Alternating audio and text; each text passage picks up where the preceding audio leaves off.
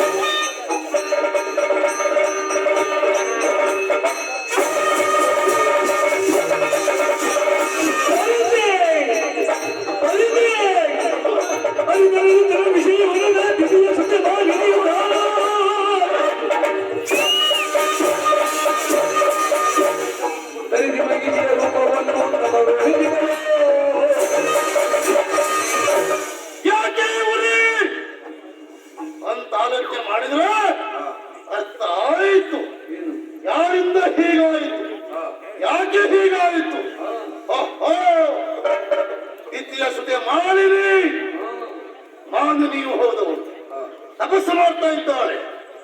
ಯಾಕೆ ಅರ್ಥ ಆಯ್ತು ನನಗೆ. ಇವಳು ತಪಸ್ಸು ಮಾಡಿದ್ದು ಅಲ್ಲ, ಮಾಡ್ತಾ ಇರುವುದು ಲೋಕ ಕಲ್ಯಾಣಕ್ಕಲ್ಲ, ಸ್ವಾರ್ಥಕ್ಕಾಗಿ.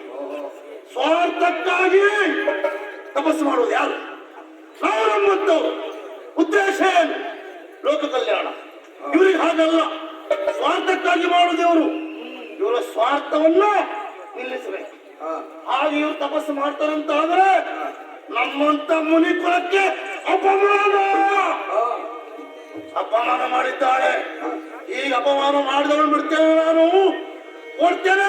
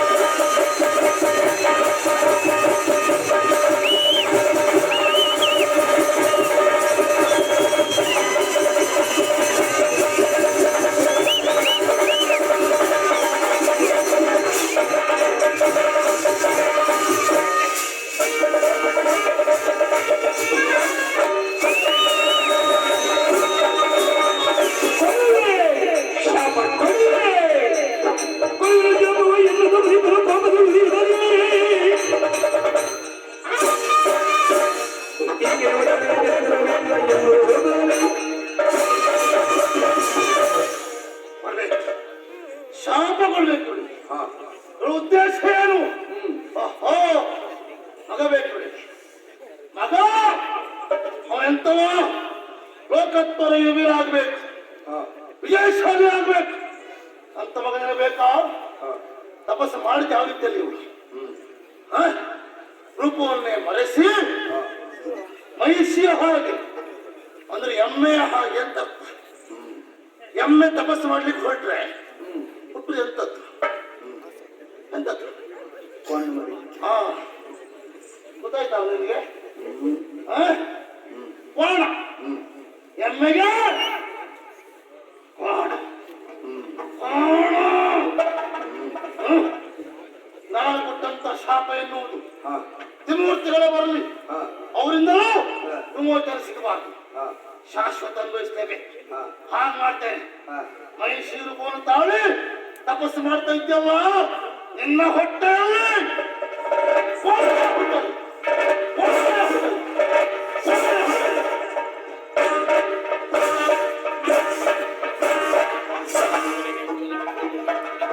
ಮೈಸೂರು ರೂಪ ಹಿರಿಯ ಮಗ